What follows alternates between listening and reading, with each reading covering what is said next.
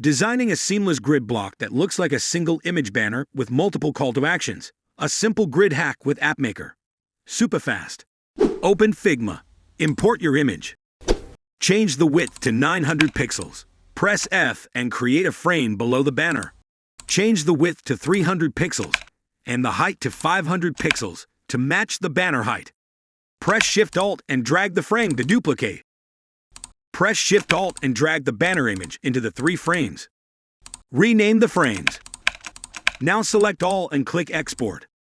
Open Appmaker dashboard. Drag and drop grid block. Click the plus button and add your images. Now repeat the process.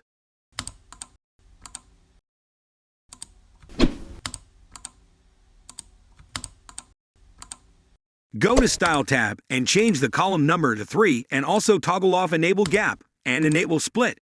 Now select first individual grid block and go to Actions tab to set call to action. Repeat the process.